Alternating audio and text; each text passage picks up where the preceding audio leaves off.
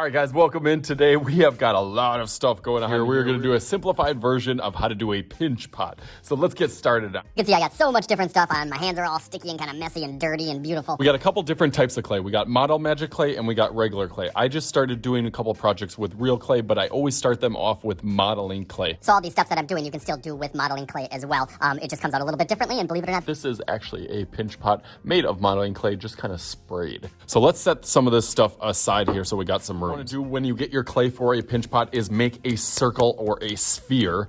Usually when I give my students the real clay that they get for their project, I kind of am already kneading it or kind of getting all those creases and crevices and kind of little wrinkles out of it to make sure it's nice and soft. And as I do that, I kind of form a ball anyways. So as you kind of pinch it in there, some people like to roll it on a table to form it into a ball. I kind of just like to do it in my hand. Okay, now that most of those wrinkles are removed, you want to take your thumb and push in. You don't want to go too hard, but you want to definitely make an imprint inside there. And then I'm always thinking of thickness of my finger. That's how thick I want the walls to be. So I can already see that really this side is pretty good already just by putting that hole in the middle. Now I just want to continue to kind of pinch and turn. Pinch and turn. And the softer that the clay, the kind of easier that it is. If it's a little bit cold or still a little bit dry, you got to press a little bit more. But I'm also kind of pushing with my thumb on the bottom of it to kind of smush out that bottom. If you want it to be a little bit more flat, you can kind of do that as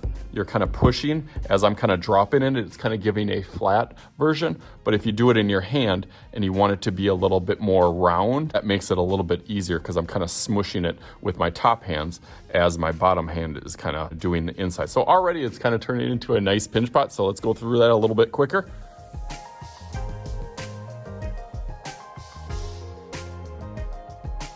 So now I got my pinch pot that's kind of sculpted. I went a little bit more round as I was kind of holding it on my hand. For my Model Magic one, I kind of flattened it out by pounding it a little bit on the table. So that one looks nice as well.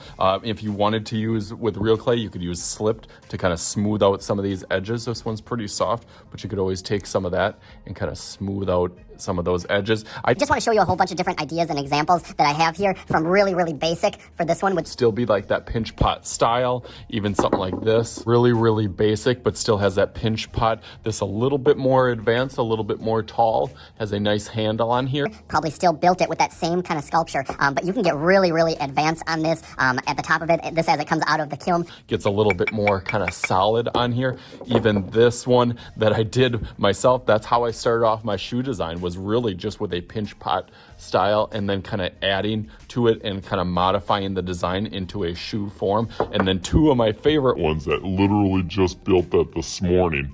You can get really, really detailed with a lot of this, but still, she still made this like a pinch pot style. But look at the awesome designs that are all the way around this. And then this one, look at the shark fin on the other side and the mouth that's gonna eat you up.